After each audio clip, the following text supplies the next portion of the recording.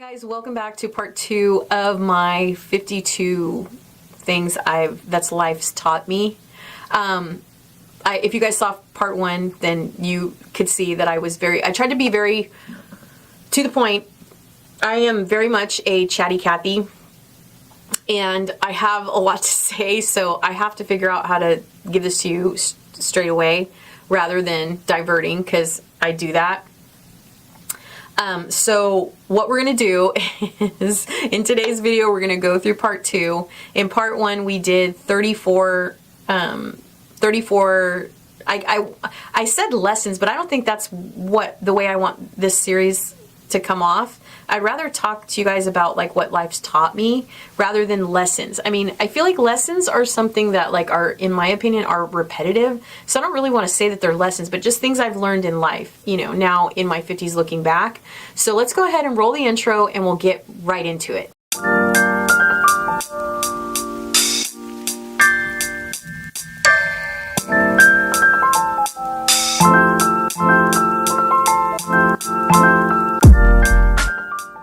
And this is what I've learned.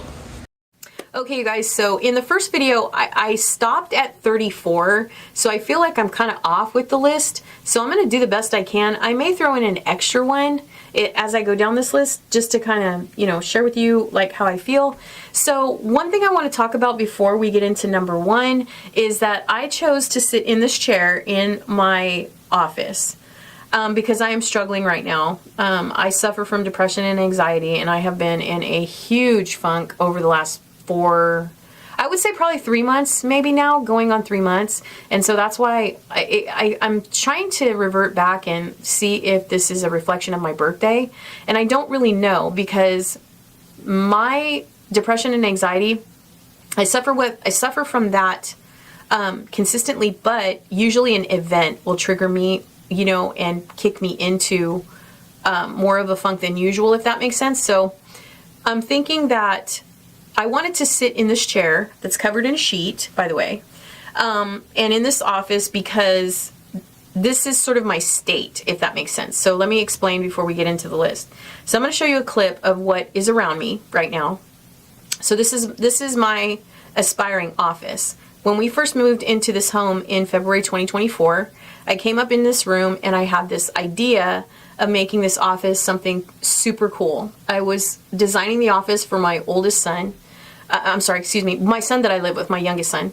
And it was one of the rooms that was extra. So I was like, okay, let's make this, split thing. Let's make it a studio, and let's make it your office or what have you, because my son works at home. And so I thought either he could game in here, or we could do our podcast in here, which that's what you see behind me, our sound acoustic foam, I think it's called. So we did some, as you could see in the clip, we did some wallpapering that is suffering now because it's 114 outside today. I'm filming this on July 12th, 2024, and this is part 2, so we're going to do the countdown of the rest of the list. But I wanted to show you this office because I started it and I didn't finish it, but how this office feels when I sit in here is kind of how I feel. And so this is kind of a good thing for me to talk to you guys right now while I sit in this chair that is covered, and, you know, just talk to you guys about what's this list, you know, and things that I've learned. I'm about to be 53, so that was a dyslexic moment for you. So I did the first video right after I think I did it like 2 weeks after I turned 52. And I came up with this idea of doing 52 goals in 52 weeks because of my birthday. And the concept was to do these goals. 3 of them were supposed to be big, 3 of them were supposed to be small, and all the rest in between were supposed to be frivolous. Because when you think of that many goals, you're like, how can a person achieve that many goals? But I was looking at it more like achieving things that I said I always wanted to do but never did. And it could be anything from the smallest thing, you know, to wearing a color I've never worn, or getting my nails done, or just something silly, you know. So I had the 3 top long-term goals and the 3 short-term goals, and that's kind of how I came up with this concept. I do have a birthday list on my vlog channel, So I'll link that at the end of the video. So you guys, if you guys want to go see my previous list, I started this in 2021, where I just came up with it because I didn't realize there were 52 weeks in a year. I don't know why, but I didn't realize that. And I thought, oh, that would be perfect to do some small goals and this and that and the other. So that's where this all came from. And for some reason this year, me turning 52 to 53 was interesting because it was kind of a unique thing, like 52 goals in 52 weeks, and I was turning 52. So right after my birthday, I believe, I don't think the part one was pre-filmed. I think I did that right after my birthday. I don't remember, to be honest. I did it at night. I did it in the car. And so that's, where I came up with the idea. And I definitely wanted to go backwards. So I wanted to go from 52 all the way down to number 1. So in the first video, if you saw it, it was, and if you haven't seen it, I will link it below and at the end of this video for you. But that was like to do the things that that life has sort of taught me, and things I've just learned, through life, things that have felt like now in my life are productive tools that I use. And then, things like that. So if you want to see the birthday goal list, it's kind of silly, I just put 52 goals on a Word doc, and I sit down and I go down the list, and they're kind of silly, but I've been doing it for a long time. I did it 2021, 2022, here we are. Wait, no, I did it from 2022 to 2023 because I wish I would have started it when I was 50, but I started it when I was 51. So here we are, and I'll be 53. So this is the third year I'll be doing it. So I'm doing the wrap up for all the goals that I set from 52 to 50, from July 2023 to now we're in July 2024. So if you're interested in that, it'll be linked at the end of the video. So we're going to go ahead and hop right into it. So let's go ahead and start with 34. So one thing I have learned, I feel like, especially now in my 50s in reflection, is vulnerability, being vulnerable. Like, I feel like, I've been stoic a lot in my life because of things that have happened in my life. And one day, I'll make a video where I sit down and talk about more of my life. This is, I'm posting this video on both of my channels, on my vlog channel and on my car vlog channel. So if you guys are seeing this on the car vlog channel, this is an unusual circumstance because I normally make videos in the car. I don't usually make videos in a room like this. But and since I made part 1 in the car, I added it to this channel. But I will also post this on my vlog channel as well because it's a sit-down video. So, but when I did make that, I made it at night, I made it in the car, and I was just like trying to think of the things, based on what I was going through as well. Because I had a hard time last year too, I think around the same time. So it seems like every single year around the same time, I feel some type of way, So I can say that vulnerability is something that I've learned that life has taught me to lean into more. Just, leave myself exposed and not be so fearful of getting hurt, I guess. I still think that in relationships I can be kind of closed off. I don't know, because, I got married really young, and I was married for 13 years, and I was a very young mother, very young wife. I was 17 when I had my first son. So, or my first child. I have 2 boys. When I had my first child. So, I don't know. I feel like I've always been a little bit mature in my nature. So, but I think I've always as well, due to the things that have happened in my life, been a little closed off, especially in relationships. I feel like I was a little bit more vulnerable and open in my marriage when I was young. And then when I got older, I felt like I was more closed off. So I'm not really sure if that's a result from divorce and from heartbreak and all that stuff, or if it's just my nature, because I'm learning, I am a hard person to get to know. I'm not easy. I'm not, because I'm not just, I don't freely, I do express myself. Obviously, I'm very outspoken. I'm very free with my words. So I have an unfiltered, like a no filter to me as well. And I got to be careful with that, because I used to think it was a strength, and now sometimes it can be a weakness as well. So, but I feel like vulnerability is really, really important in life, and just letting yourself be and not being afraid of just communicating and just expressing yourself, and just not feel so guarded, like not be so putting up walls, and you know what I mean, and just protecting yourself. I think sometimes life teaches you a lot more if you just expose yourself and allow yourself, you just have to be, I'm not saying be naive or be a target or be someone that can take advantage of, but I do think that being vulnerable is important, because I feel like you really get into the rawness of really getting to know yourself as well when you do that. So vulnerability is really important, I feel like, and that's something I've learned a lot about. I'm going to say 33, relationship with my parents has become one of the most treasured and sacred things I think I've ever had in my life. I couldn't imagine not having my parents in my life. We lost my dad to Alzheimer's in 2018, so that was a slow process, so I feel like I had more than enough time to, get close to him. I've always been close to my dad all my whole life, but as also, it helped me grieve him as well, because I became his caregiver not long after he had his first stroke, or actually right after he had his first stroke, now that I think about it.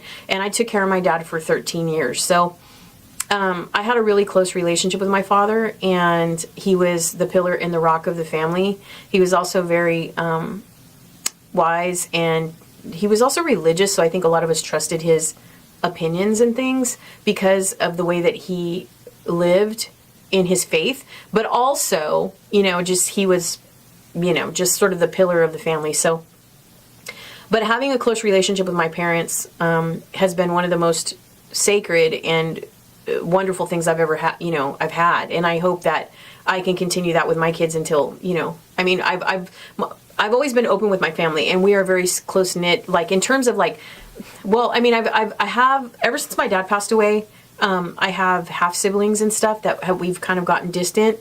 But my relationship with my parents is what I'm talking about. So my relationship with my mom and my relationship with my dad has always been untouchable. It's always been consistent. It's always been untouchable, and it's always been very raw and open.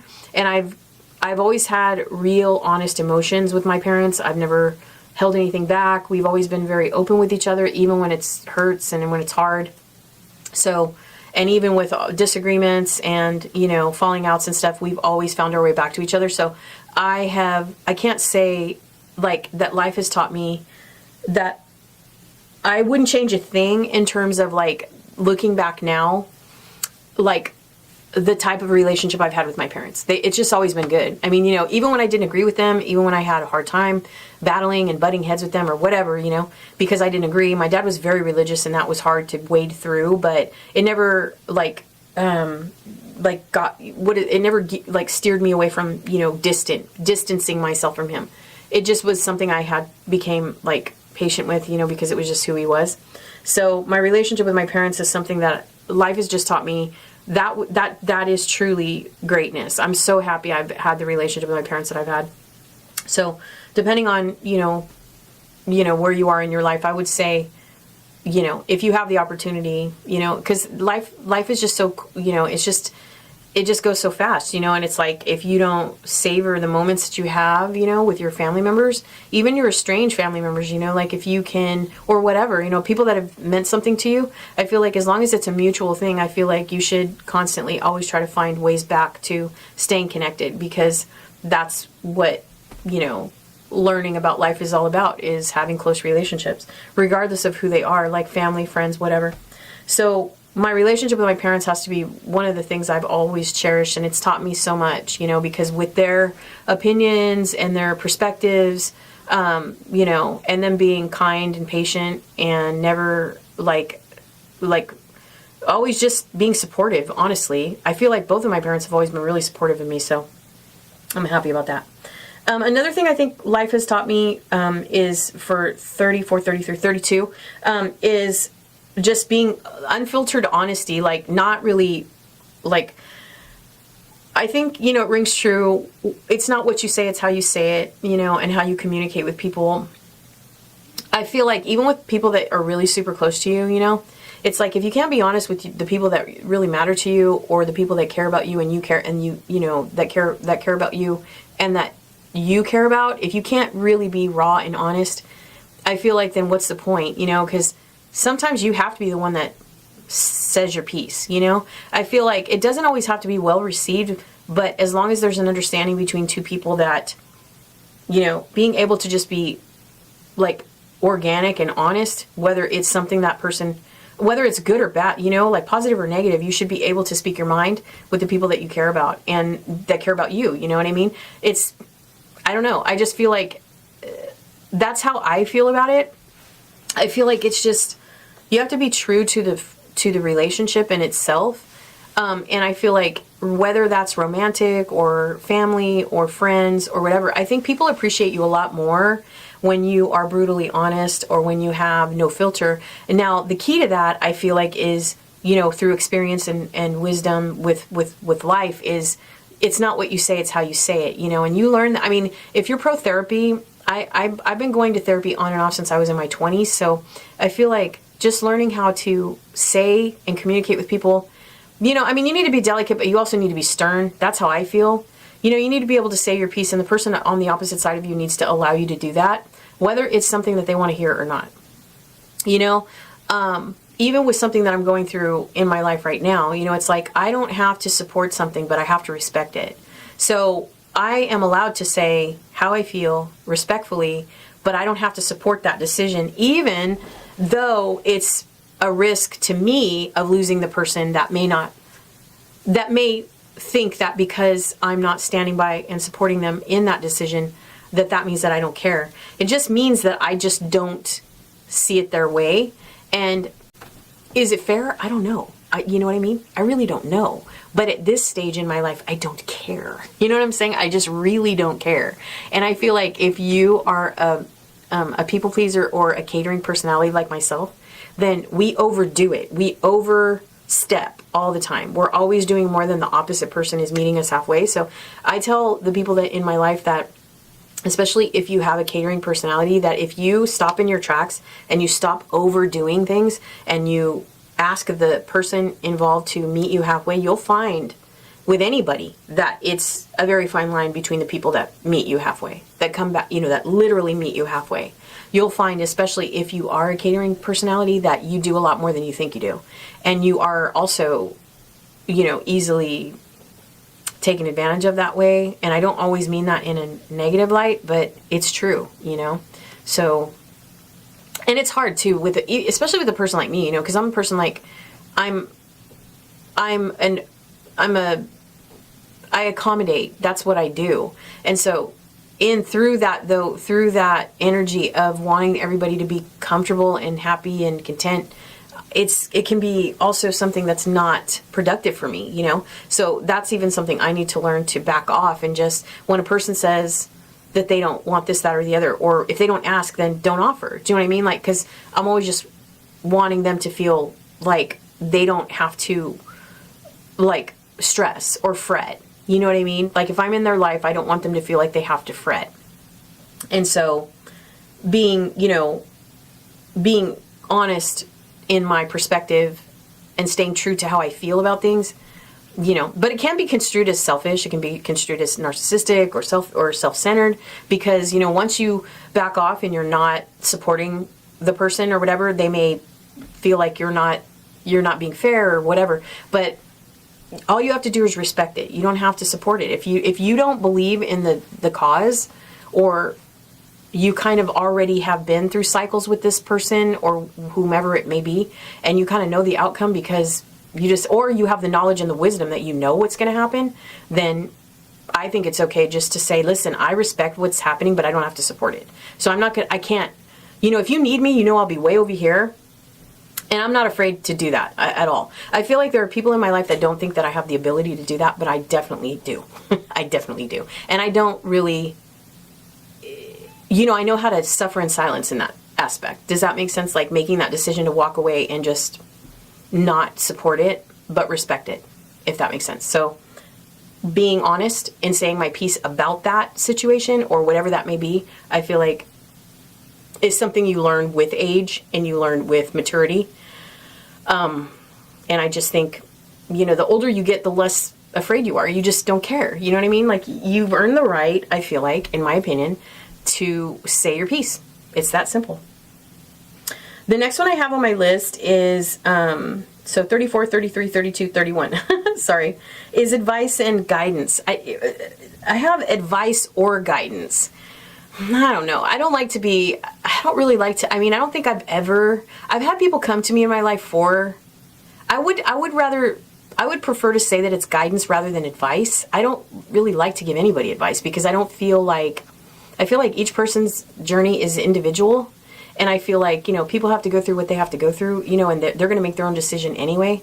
But I do believe that people are very easily influenced and very easily, they can be very easily swayed or persuaded to take the opinions of others. And I just don't think you should do that. I think it's all in your approach in when someone comes to you for guidance or advice. You know, I mean, all you can do is speak for what you personally might do, or, you know, I mean, and also, you know, you may not have ever experienced whatever situation they're going through. So I don't know. I mean, if someone asks me for guidance, I feel like all I can do is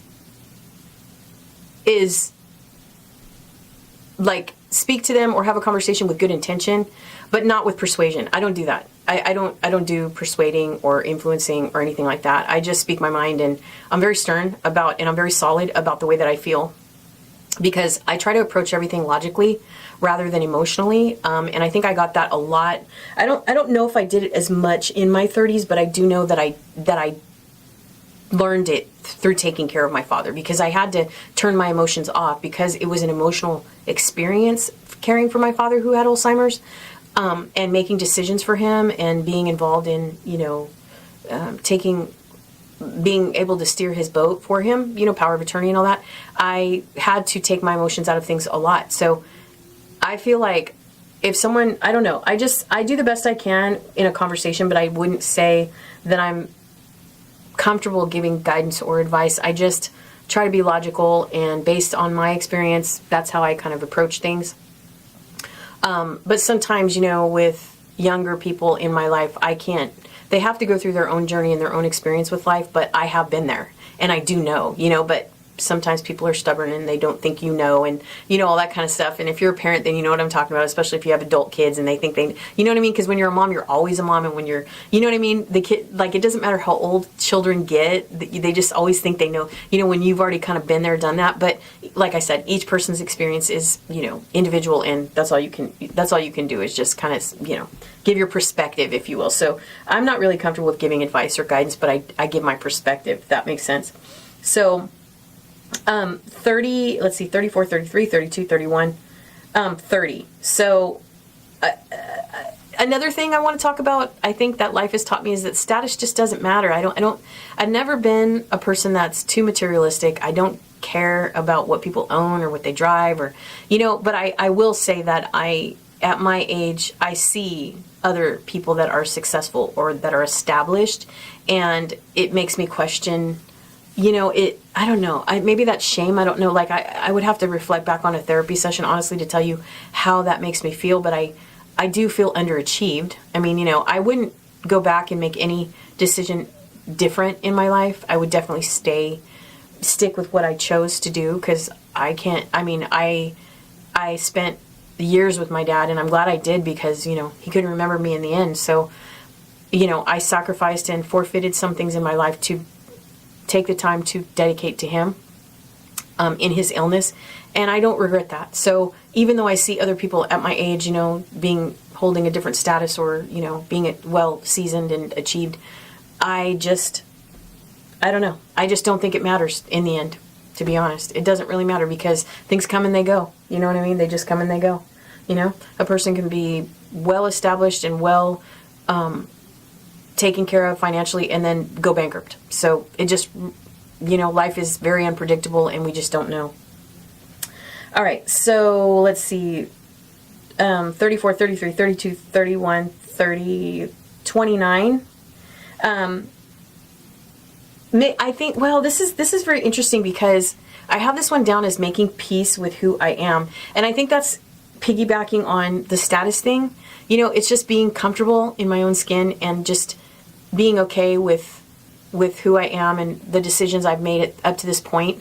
And I'm okay with it. I mean, there are days when I feel sad, you know, when I wish I was more accomplished, when I wish I owned and had more. And but I think the pandemic kind of woke everybody up, right? It put everybody in a place where you just don't know. You don't know about life. Life is just very unpredictable. So I think, you know, I just found a way to just be content. That's what I think. I mean, I still suffer from anxiety and depression severely, but all in all, I'm okay, I think, with the decisions I've made and who I am and where I am. And, I mean, obviously anybody could make an improvement and anyone can make, like, feel better about where they are. But all in all, I feel pretty content about where I am in life. Next, we have social media. Why do I have social media in here? I don't even know. How do I feel about social media, maybe? Well, I didn't grow up, with social media. And even, I mean, I was a child of the 80s. My kids were a child of the 90s. So I think the kids were born right when all the social media, cell phones and everything were starting to become a thing. You know what I mean? So social media is I don't know. I mean, I feel like it's a good thing, honestly. I feel like looking back and, I feel like I mean, I've been on social media and trying to aspire on social media since 2009. So I really want to make it more than it is in my life. But it takes a lot of drive and a lot of ambition to be on social media, to try to do something with it. But overall, I think it also is kind of a test in a sense to who you are and how you feel about yourself, because you're putting yourself out there. So social media is something that, I don't know, I feel like it's a good thing and a bad thing. I don't know how to, like a yin and yang kind of thing, you know what I mean?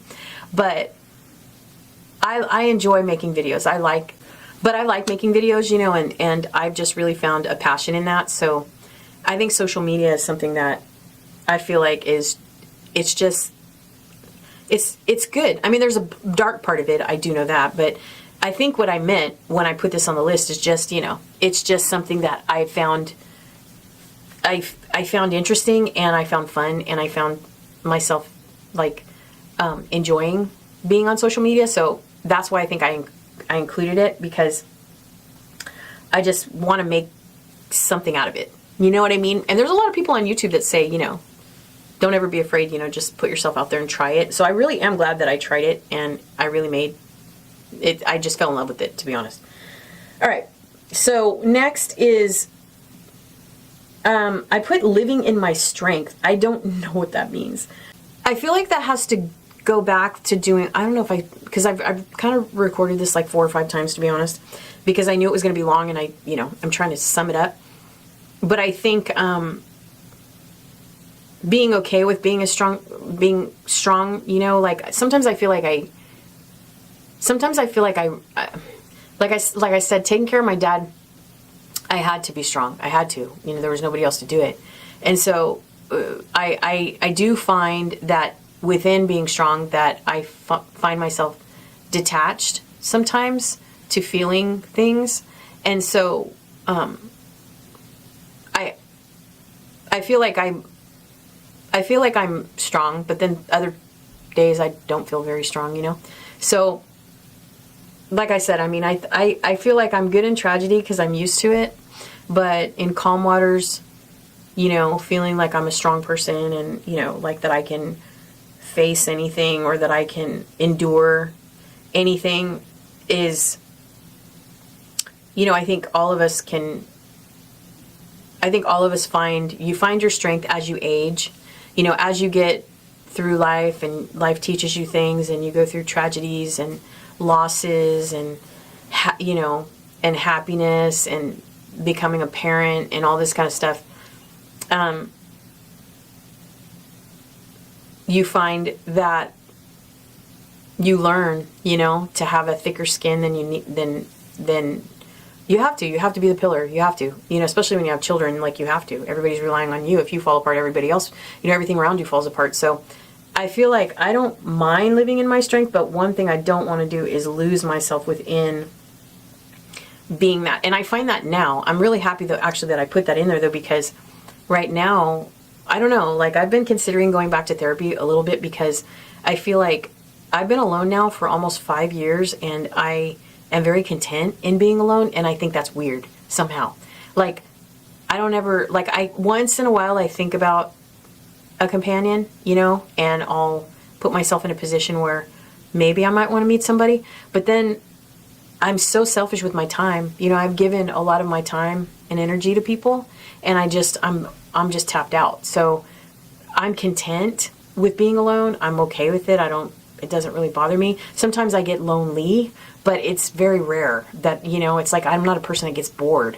So for me, I feel like being strong is just sort of something that I've been forced to do in my life. So I don't think that, I mean, I don't want to get too detached, right? But at the same time, I feel like life has taught me you can endure just about anything.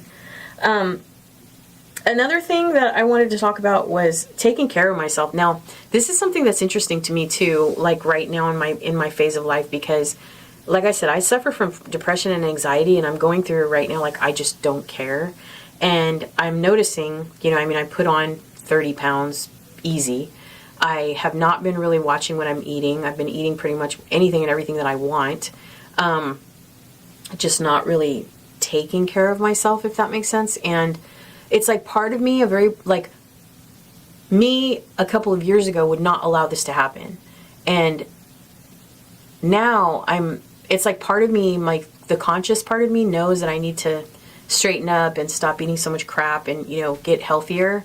And then part of me just doesn't care. And I think that's just more or less mental illness and struggle and stuff, So, but I definitely think that I will, I think at this rate in my life, I've spoken to my doctor and, I know where I am health-wise and stuff. And I just think, I've always battled obesity my whole life, and I've already been down that road, of bariatrics and stuff like that. So I know how important it is to keep myself healthy as I can, knowing that diabetes runs in my father's family, and diabetes was the culprit to all of my father's illnesses.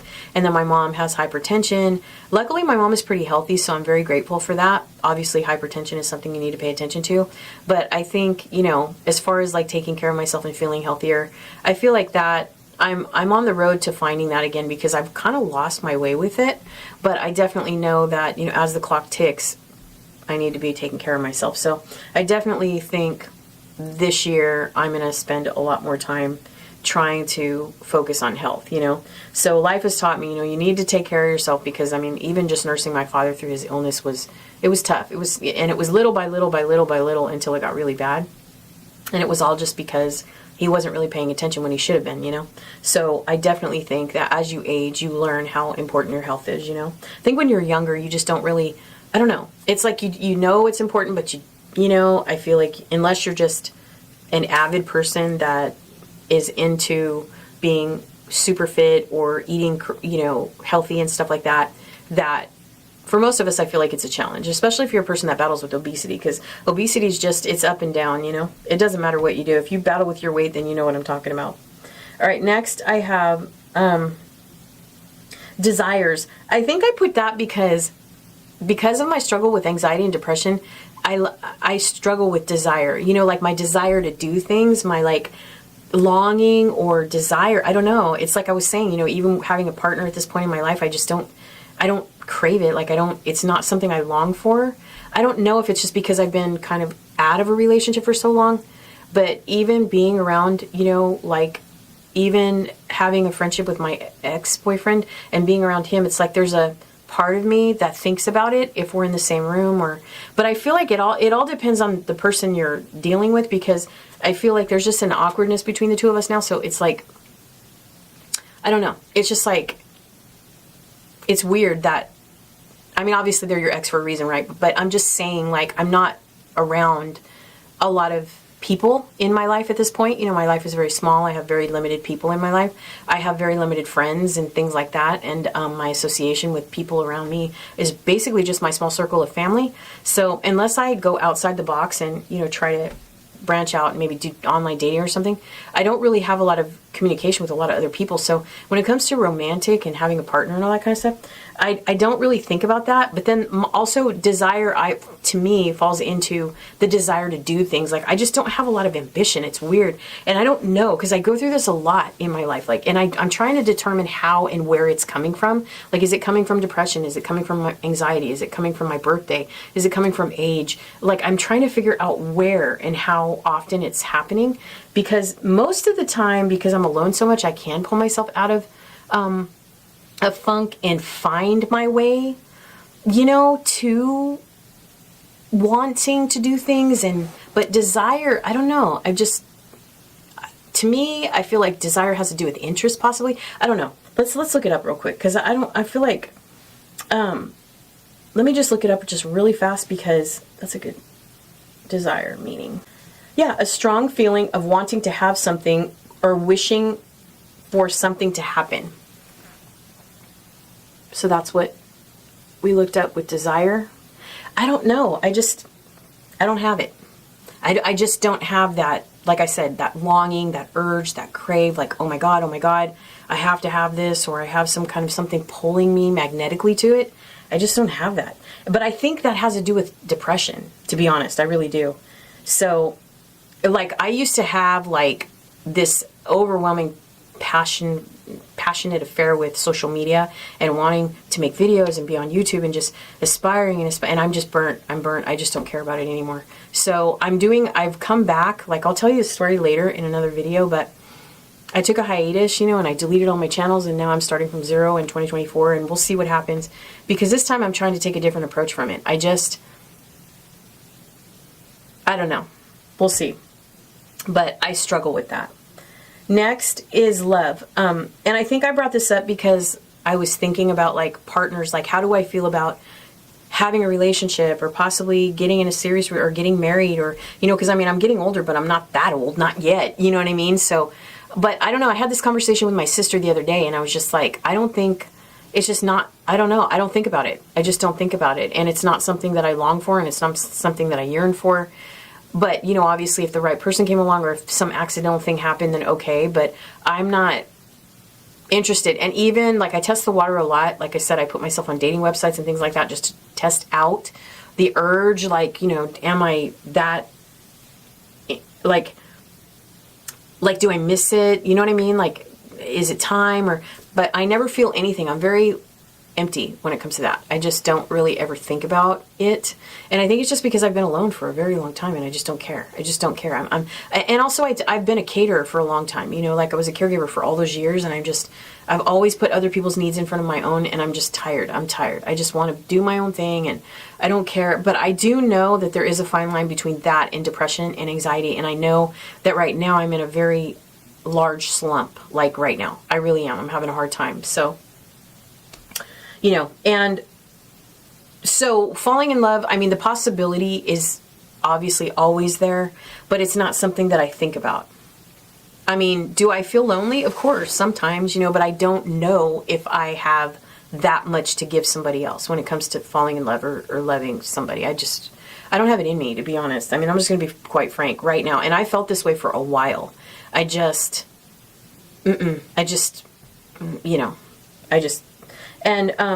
this piggybacks onto the relationships. That was the next one. And I'm going to say the same thing. I don't know where I am. I feel optimistic about possibly, yes, I'm always open to the idea of a relationship, but to be honest, I just don't think it's going to happen for me. But obviously optimism, I'm not saying it's not, but I just don't think it's something I think about or care about. And I know this for sure because, like I said, every 6 months or so, every 8 months or so, I'll put myself back on the dating websites. And I know that's not always, because I don't socialize a lot. Like I said, my world's very small. And I don't really have any friends, to be honest. I have a couple that I've met over the last couple of years, but very small, just a couple, to be honest. Really just one, to be honest. But, and I'm rekindling my relationships with my siblings, sort of. And so, but we'll see. Because, I'm hoping that my sister, I'm trying to get closer to my sister. And I think if I do that, I think she might be able to, like, we'll do more things together and stuff. And maybe I might think about it a little bit more if we do stuff together. But right now I'm very much a homebody. So I'm always in my own space. And so I just don't think about a partner or relationships, hardly ever. Now, let's talk about men for a minute. This is another one. I don't know. I've learned I can't say that all men are the same. I don't want to say that because I feel like that's unfair. But I do feel like the relationships, I don't know. I feel like my last relationship really, really made me never want to be in a relationship again, to be honest, like ever. Like I have this bitterness that just won't go away. And I know that's unfair. And I know that's not being optimistic, but I just don't care about that. I don't, all men right now in my, I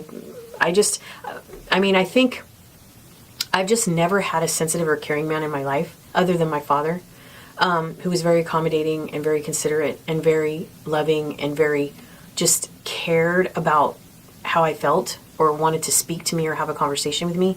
I've always just had selfish people in my men. Like, I've never, and I mean, people don't believe me, but like, I mean, I've gotten flowers like maybe 2 or 3 times in my life. I've never had a catering man in my life, you know, not really. Not someone that cared about how I felt or did things, you know, out of their own will without asking or anything. I've never had a loving, I don't know what that feels like to have a loving partner, a considerate, caring, loving partner. I've just never had that. Other than my dad, that's the only person I've ever known that cared about me like that. Other than, you know, and I've met a lot of various men in my life over the years, and and maybe it was the type of man I was, you know, coming in contact with, but most of the men I've had contact with are just very selfish and self-centered and narcissistic. So, you know, I have this on my list as well, loving myself. I think I'm okay. You know what I mean? I mean, I think I love myself. I think obviously there's things that have changed me, to be honest. I mean, there really has. There's things that have changed me. My health, more or less, more than anything, has changed me. I don't feel the same way I used to feel. So I don't think about being attractive or sexy or feminine, or I don't know. I used to care about all that stuff, and I just don't. But I think most of it though is due to depression and anxiety. But the depression and anxiety have come over me tenfold since 2020 when I had a bad medical experience. And so ever since then, my body is just constantly failing me. So I feel like a lot of my mindset and mood is based on how my body tells me the day's going to be like. And so I feel like that is where, you know, I find my lack or thereof. You know what I mean? And the old me would have done everything I could and read all the books and watched videos to try to find myself again and stay optimistic and, you know, get up and do my hair and do my makeup and look cute and want to keep my weight, you know, afloat. And I just don't care though. And I think, like I said, I just feel like it's my health and depression. I just don't care. I just don't care. It's that plain and simple. I just don't care. And I get afraid to make videos and stuff like that right now because I'm not very optimistic and I am kind of a Debbie Downer, or what do they call it? Something Sally or whatever, you know? But I am having a hard time with that. I don't know. I just, you know, I accept my life for what it is, but I don't know how much I love myself for whatever reason. I don't know. I mean, I don't know. Even at my age, you know? But I think I'm falling into the age bracket where the uncertainty and something is happening that I don't quite know. I can't get a grasp on it. And I'm finding, watching a lot of women around my age, especially on YouTube, are talking about it. So I don't know if it's just something in the air right now with a lot of people, or if it's just this age frame that I'm in, where it's just kind of the time, you know, where you become a little bit more uncertain. So I also have forgiveness on my list. I'll just start putting the numbers, if I haven't already, across the screen. Forgiveness is a big thing, man, because it's like, I don't know, forgiveness, you have to learn to forgive yourself. You know, I mean, you do the best you can at whatever stage you're in your life. You do the best you can, as much as you can. You know, you make decisions based on the scenarios that approach you in life, and you just do the best you can. You do the best you can as a relationship partner. You do the best you can as a person. You do the best you can as a sibling. You do the best you can as a child. You do the best you can as a wife or a partner. You do the best you can as a parent. And I think you just need to give yourself some grace. You know what I mean? Just learn to forgive yourself. I mean, we all do what we have to do when we have to do it, and that's what experience and maturity is all about. You know, in terms of looking back. And that's why I say your 50s is for just doing whatever the hell you want. My God. You know, it's like, how long are you going to stress? You know what I mean? Like, over shit that just doesn't matter. Like, you find later that it's not that deep. It really isn't. So it's like all the things that you thought were important in your 20s and your 30s and your 40s, when you get to your 50s, you just don't care. Seriously, you've earned it, man. You just don't care. So give yourself some grace, and forgiveness is just forgive your damn self. Loneliness. I think loneliness is based on the choices that you made for your life. Like for me, like I was saying, I mean, I've chosen to be alone. You don't have to be alone. No one has to be alone. And I'm not necessarily alone. I mean, you know, my family's around me all the time. I have lots of communication with, you know, people in my life. I've been fortunate to make some friends here through social media. And actually, I found one person that I have a lot in common with, which is just so great, because for a long time I hadn't met anybody that was like me or thought like me or was very similar to the way that I feel and look, and, and see things perspective wise. So it's been, I don't know, I felt it comforting when I started to make friends a little bit over the last couple of years, but definitely I do feel lonely though. I do feel lonely sometimes, but not all the time. I mean, I have to tell you guys, loneliness for me is maybe 20% of 100. I don't get lonely that often. I really don't. I'm really, for me, I feel like I'm more or less like sleepwalking in life, That's where I'm struggling. I'm struggling with what interests me. Like, what do I want to do now? Like, I don't know, and that's the part of being alone though, I feel like, is that, like I've been alone a lot in my life, the majority. There's some people that are on YouTube doing videos on how to teach yourself to be alone, and you can't love yourself you can't love anybody if you don't love yourself, and yada, and all that stuff. But when you grow up alone, it's like, you just learn, it's kind of, you just coast. It's weird.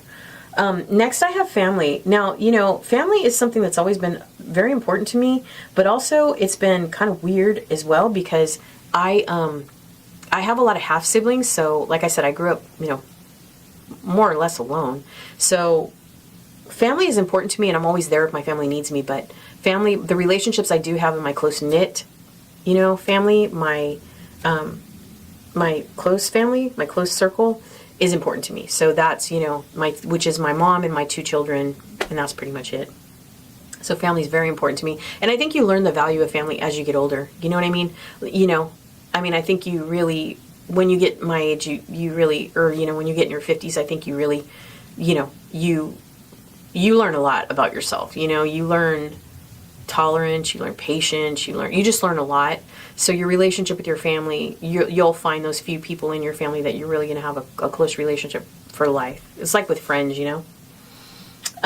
letting go of the past. I still struggle with that because I live in the past a lot, and I try not to do that. But past, I go surfing for the past because there are certain content moments that I like to find there, but I don't live there. There's some people that tell me that I always talk about the past, but I don't think that. I honestly don't. And again, I'm not them looking at me. I'm just me expressing how I feel about the past. So I try not to dwell on the past. And therefore I don't live in it. To be honest, I just don't think I live in the past. I don't. I mean, there are certain things romantic relationship wise that I've struggled with, but other than that, I've made peace with the past. I think, when you get older, I think you really learn to make peace with the past, and you let things be. They are what they are, You can't change things. You can't control people. You can't, you have no control over what people's actions or emotions are, and you just have to, learn to accept this, just be okay with everything. It is what it is. It was what it was. It happened like this, and that's that, and that's the way it was meant to be. So, building my future. This is interesting because I don't know. I'm in a land of I don't know right now. A lot. Like, I have no clue of what the future me wants to be, needs to be, aspires to be. I don't know, you guys. I don't. Right now, with my depression and anxiety, I haven't been interested in anything. So I'll get back to you guys on that one. But definitely, the future is something I do think about. I just don't know what the hell to do with it. I have no idea. Positivity. I have a hard time being positive sometimes, but I'm optimistic. So, on the regular, I usually wake up fairly okay. Lately, I've been going through something over the last 3 or 4 months, so I'm very depressed, and I'm very emotional, and I'm very grim and dark. I'm just going to be honest. But outside of that, I usually am pretty okay. I think our environment is really affecting both of us. We live in a very dark place right now. Like, I'm not talking about depression-wise. I'm saying we live in a very dark environment. Like, this house gets no sunlight whatsoever, and I feel like it's just stealing and consuming my soul right now. So I'm very, very, very depressed here, and I don't think it's doing any good to my mental health. So I want to circle back and, talk about this again next year when we're in a different place, because I have a feeling I'm going to reflect back and see myself in a way different place. So stay tuned for that, because this house has 0 sunlight, and I think it's just literally sucking the soul out of me. So, but in general, I feel like I'm pretty positive and pretty optimistic. Negativity. Now, there's a lot of people around me that say that I'm negative. And I don't know. I mean, I think I am going through a phase of negativity, to be honest. I mean, I'm not very enthused about things. I'm very matter of fact. I feel like realistic. I don't think of myself as a negative person, but there's a lot of people around me that tell me that I'm negative right now. So I try to overcome negativity, and oftentimes I'll watch videos or look up books or something and see if I can pull myself out of negative thinking. So I really need to work on that. I think even over time and what life has taught me, negativity gets you nowhere for sure. Nobody wants to be around a negative person or a pessimistic person. So I feel like I have a lot of work to do on that. I feel like I'm optimistic and positive most of the time, but I feel like there is that negativity, just negative thinking, like not believing in myself, not thinking I'm enough, thinking I'm old and ugly, and I don't know, it's just weird. So negative thinking is something I need to work on for sure.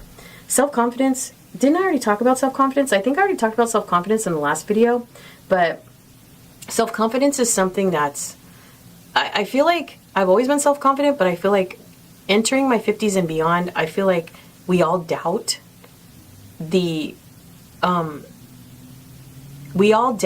our self-assurance, I think when you're younger and stuff, you just feel more vibrant and more energetic and more positive and all these things, and then you get a little bit older and you find things are different, things start to change a little bit and you see the change. Not only your body and your mind and, how you go through life, but you start to see what aging is really like. And so, because you really can't ever know until you're in it. You know what I mean? Until you're in this spot right here. So even though you feel carefree and you get, you kind of over caring and thinking and, you've earned the right to be unfiltered and say what you want to say, but there's still some uncertainty, So believing in yourself, self-confidence, all that stuff it's a journey. And I think that's a kind of a lifetime journey. So I kind of paired those two together. So creativity, I feel like creativity is something that you find a lot as you age, especially if you are a person that is depressed and anxious, because I feel like creativity is something you really can, you find yourself diving deep into. If you have an imagination and you're an imaginative person, or if you're creative by nature, I think creatives also never get bored. So if you have an imagination or you always have interests, like you find yourself interested in certain things, I feel like you can definitely discover creativity, but you might have to reinvent yourself a little bit with it as you age. So I think life has taught me that. It's like creativity, I don't know, it's like it's always there for me, but I have to continue to try to revive it and reinvent myself with it, because it comes and it goes, and I have a lot of interest when it comes to creative things, but I feel like I am organically a creative. Okay, as far as self-motivation, that's the next one I have on here. I don't know. I think I think once you age, I think you learn you really don't need a lot of people to help you get motivated.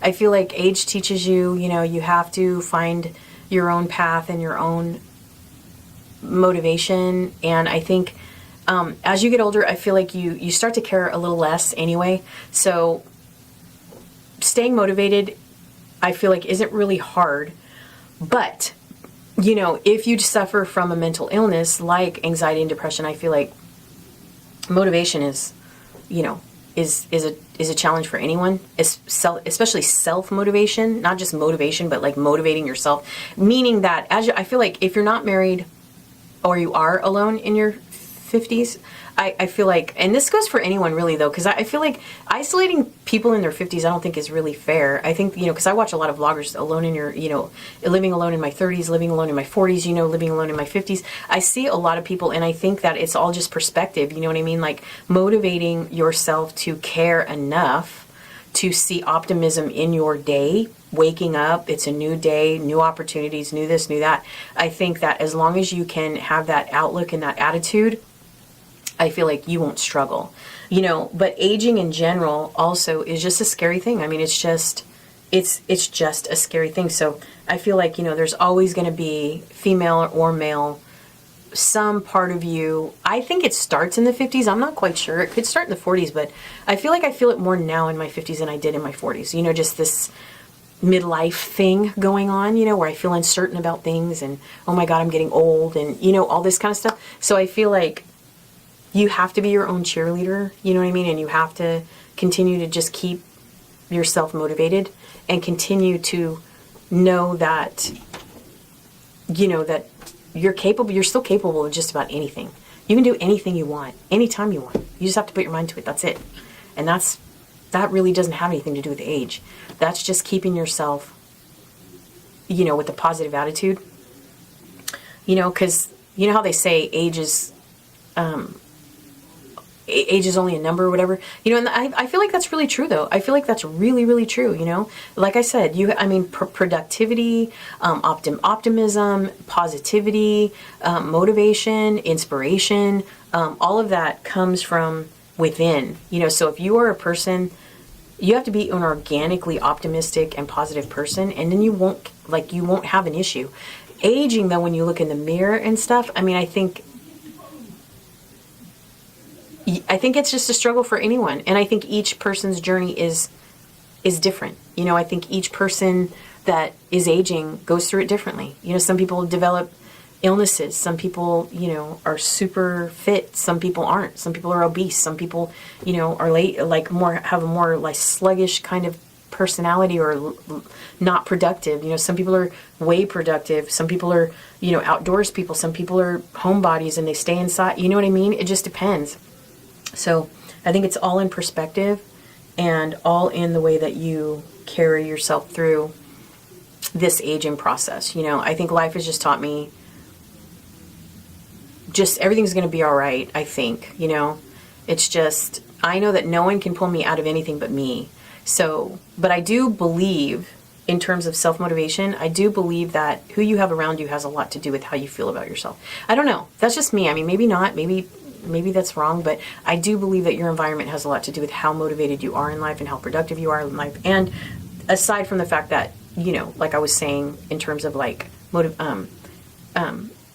aging, just because aging changes you. Everything changes, your skin changes, your body changes, your neck. Everything's vanity-wise, grief. You definitely see life differently when you're getting older. You've had loves and losses in your life, and you realize that, you're not, I don't think it has to be a grim thing, but aging is just an eye-opener. Aging is, it's like, it is what it is, and if you don't make the best of it, you're never going to get it back. You know what I mean? Like, you have to live every day like you have a purpose. And if you don't have a purpose, or you lose your way of a purpose, then you need to find it. And only you can do that. You know what I mean? Like, I've learned that. No one can do anything for me. No one can cheer me up. Not really. No one, they can say positive and they can say, they can support me and lift me up, but they can't fix things for me. You know what I mean? Like, I'm the only one that can fix anything. So it's like, even with the aging process, because a lot of us we go through a state of confusion, just uncertain about the future. You're getting older. Some people start all over again, and they don't know how to do it because they've been in long-term relationships or divorces or whatever. Your kids get older and, things change, but then there's other people that, they go through the aging process and, their kids get older, they get married, they have kids, now they have grandkids, and, and so the cycle keeps going. But for me, I am at a crossroads because my children are in their 30s and they have no kids, they're not married. Both of them just went through a breakup. For both of them, it's been a while. Like, my oldest, it's been a while for him, and he's still scarred from that. So, he's got to live throughout life the way he needs to. But my youngest, it's been almost 2 years, I think, and he's just getting back to himself now. So I think, but being solely alone, looking around going, wow, it's just me, and having to keep myself busy and constantly trying to find something to keep myself feeling enthusiastic about things is hard. I'm not gonna lie, that is really hard. And I've had a lot of grief in my life, a lot. And so I think that has a lot to do with, looking around and, and realizing that I've lost so many people in my family that it's crazy. So, happiness, I believe in happiness. I think life has not taught me happiness yet. That is one thing I can surely say in my 50s. I have not learned happiness yet, and I hope to find it before I get too old, much older. I don't know what that means for me, I know I can name a couple things in my life that make me feel happy, but I don't know. I can't really shape that for you right now. I can't mold that because I don't know what it is. I really don't. Even in a relationship, I've never had a partner that's truly made me happy, so I don't know. I don't know what it, I still don't know till this day. I've fallen in love, but I don't know what happiness means. Time, time is something you learn in your 50s. You learn time is a thief, man. It goes and it's like you really have to live your days wisely. I think you really have to make the most and be productive with your days. Enjoy every minute of every day because, you just never know. But also as you age, life puts a reality check, because, depending on your genetics and stuff too, illness can come along and, not everybody is super healthy. So sometimes you have to be really careful when it comes to illnesses and things like that, especially if you have a managed illness, and how your life can change with that. And so if you are healthy, you have to just, learn to really take advantage of that. Just try to make yourself as productive as possible, and that could be pretty much anything. It's up to you what you want to be interested in, but I definitely think that you learn in your 50s that you don't want to waste time. That's the last thing you want to do because it just goes by so fast, for sure. Let's see. I don't know what, I would say procrastination would be another one. I'm still a procrastinator. I've been a procrastinator since I was young, and I still procrastinate. I'm late for everything, and I just don't care. But I don't know. I don't put a lot of energy into a lot of stuff. So I think that's my own personal battle. I think as I get older, obviously your body, you feel it. You know what I mean? But again, there's a lot of people that are really fit and really take care of themselves and that are super mobile. So they don't really feel age until like they can't do the physical things that they used to be able to do. But you do feel it, in your energy level, and everything. Like I said, I became ill after a medical procedure in 2020, and my body's changed. It's never been the same. And also, but I've noticed too, like I was saying, like, you have to, I think what I meant by waiting, or no, time, just time, like, I feel like you just have to take advantage of all the time you have. You have to, because if you don't, you can't get it back. You can't get yesterday back. You can't get tomorrow. You know what I mean? So I feel like if you don't use your time wisely, I feel like you'll find that you feel like you're wasting it. And, what's weird about time actually too, is that when you look back on your younger self, you're like, oh my God, I wasted so much time on that one thing or on that thing you thought you could fix. And you realize you should have walked away from it a long time ago because you could have just saved yourself all that time that you wasted. So definitely you realize how valuable time is, I think, and you really need to use it to the best of your ability, and that's what life's just taught me. Just time, and I will say though, I do, I don't know, I let it float. I do know that, and I know I shouldn't do that, but I do. So, and like my goals list, and that's one of the reasons why I created the goals list though. So I definitely want to do it again this year and, see what I can accomplish. What I find with the goal list is that I do a lot more than I thought I did. So that's what's really cool about making goals is that, and I made 52 because there are 52 weeks in a year. I really realized that I did do a lot of stuff I said I wasn't going to do. You know what I mean? So I get really proud. And I do know that the motivation and the drive and everything is still there. It's just, I think it's my depression and anxiety that take over me most of the time. So there's that. I have waiting on here, but I think what I mean is patience. Like, waiting. I don't know what I mean by that. I don't know. I don't really wait for anything, to be honest. So waiting, I would say, maybe I put this on the list just to tell you, you find when you get older that don't wait. You don't need to wait. There's no reason. There's no reason to wait. If you want to do something, if you want to achieve something, if you want something to happen, then you got to make it happen. No one else can do things but you, so you need to get up off your butt and do whatever it is that you're trying to do. It doesn't matter if it's losing weight, getting fit, eating better, getting a partner, getting a better job, quitting your job, whatever you want to do, but just stop waiting. There's no reason to wait. You don't need to. And you learn that as you get older. You do. Especially now. Like, you don't wait for anything. You just do what you want to do when you want to do it. You know what I mean? I think that's the beauty of your 50s, is you get to do what you want when you want. And that's it. Okay, so I talked about procrastination. And then living out loud, you just need to be, I mean, like I said, I'm just pretty unfiltered, so I do whatever I want when I want. And I mean, I have people around me that tell me, why don't you care? Why don't you care? That's just not, I don't know. I mean, taking care of my dad taught me a lot of stuff, you know, and taking care of someone that has Alzheimer's too is, you know, how fast the disease morphs. So it's like, just live how you want to live, man. And stop worrying about what other people think, or stop worrying about what other people feel, you know, have to say. Who cares? They're not you. They're not living your life. Live your life for you. You can still be considerate and be, you know, and be courteous to what other people think, but you don't need to you don't need to shape your life around what other people think. You just don't. You don't need to do that. Live out loud, be yourself, and that's all you need.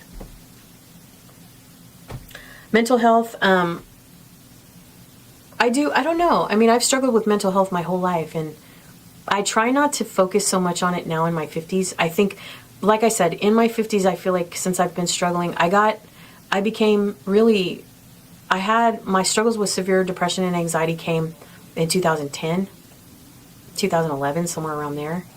And I've been struggling with severe depression and anxiety for a long, long time. And I've kind of learned how to steer it. So but I do know, I try not to let it take over me. I try not to let it, you know, like control me. I control it, if that makes sense. But mine is triggered more by events that happen in my life. Like certain things that happen in my life is when I start to get, it depends. But mine is situational, or if an event happens, or, you know, an incident happens or something, and then it just knocks me down. But I think that's life in general. So I think, you know, you need to take care of yourself. You know, you need to, you know, just express yourself, communicate, be considerate, but don't be over catering, you know, and life has just taught me, just take care of your mental health, you know. So if you need to take a break or step back from things, don't worry about what other people think, or, you know, let other people influence you into, or manipulate you into doing things, because you don't need to. You just don't. You can do whatever you want whenever you want, and only you know how things affect you, and you learn that. I think when you get to my age, you just don't care. I mean, I know when I need to stay in bed, or when I need to have a depression like spurt or whatever, then okay, that's what I'm going to do. And I don't care. I really don't care what anybody thinks. I don't care. And luckily I'm blessed with a family that lets me just be me. You know, I mean, they're still thinking what they want to think, and they're still, they might have their concerns, or, you know, or they might say you need to do more, or whatever that they need to say. But also I've been fortunate enough to meet people in my life that hopefully know, I don't know. It's like if you don't struggle with mental illness, and you don't really know what it's like. That's what I feel like. And most people do. Most people struggle with depression, some level of depression or anxiety. So usually, you know, and I mean, certain events in your life anyway are going to knock you down and make you more or less interested. But there's a fine line, you know what I mean, between discovering what depression and severe depression is versus just situational stuff, you know. So I have learned to, you know, embrace my mental stuff and just learn how to deal with it and cope with it, find tools and exercises to do. And that's something that I feel like I can wade through now. And I don't really care what anybody else thinks. I don't. And I think that's the beauty of aging as well, is that, you know, you just need to live life for you. And the last thing I would say that my 50s has taught me is educating myself, you know, just looking things up, just researching things, feeling pretty comfortable. You know, not being intimidated or not feeling like I'm underachieved. Everybody's path in life is different, and you just have to be at peace with and accept yourself for who you are, you know, and the decisions you make. I mean, you know, as you get older, you learn to look back and reflect and know that, you know what I mean? Like the decisions you made were the best ones you could at the time. Like, and you can't beat yourself up for that, you know, and that falls into forgiveness when we talked about earlier. But you just have to let everything go. Let it go. You know, the people that love you and care for you and that will accept, you know, why you do the things you do will always be there. You know, even if they need a beat, they need to take a beat and step away from you for a while because they don't understand you, or they think you're being this or being that. But a lot of times that will be people that are younger than you most of the time, because people that are our age, if you are in your 50s, know, like we've been we've just lived it, you know? So I don't know. I mean, I just learned I'm going to do the best I can and just be the best person I know how to be and be okay with that. If I need to take a beat and if I need to just take a break from life for a while, go on hiatus, watch TV for 3 weeks in a row, I'm going to do that. I mean, I spent every living night and day with an Alzheimer's patient for a very long time. And now I'm ill myself. And, you know, I have managed conditions, but still the conditions that I have dictate how my days go and how my body feels and stuff. And I struggle a lot with that. So, but I've learned it's okay. It's just okay. And I don't know. I mean, you know, I know that I can really put my mind to anything, and I'm never too old to learn something. That's for sure. That's the one thing I think, one of the reasons why I put that on here is you're never too old to learn anything. So you can do anything you want whenever you want. So I think that's pretty much the whole list. I mean, I hope this made sense. I'm lacking one, I feel like. The only thing I can say that the ultimate number one is let everything go. You learn when you're my age that you just let it go. Let it all go, because it's already, most of what you stress about or most of what you look back on or most of what you reflect on is stuff that's already happened. The only thing you have control of is moving forward, and that's it. And, you know, you have to make the best of the aging process and keeping yourself as vibrant and as energetic as you can while you can. And, you know, keep yourself as healthy as you can while you can. And that's it. And age is only a number. It really is. And I mean, even though we can't deny the number, we can still live the best of our ability at that number, if that makes sense. So I'm gonna close with that. But anyway, guys, this video has been so long. I didn't expect it to be this long. Hopefully I was pretty crafty in how I chopped it up for you. But I hope you guys enjoyed this video as well. I just wanted to kind of, you know, do the wrap up for it. I am going to wrap up the whole birthday goals list thing on my vlog channel. So check out my other channels on the front page of this YouTube channel. Also in the description box, I have everything. I do have other channels. You'll see it at the end of the video. So stay tuned. And I'll be wrapping up this year's goal list, and we're going to make a new one. So stay tuned. I hope you guys enjoyed this video. Thank you so much for being here. If you were, oh my God, God bless you if you're still here.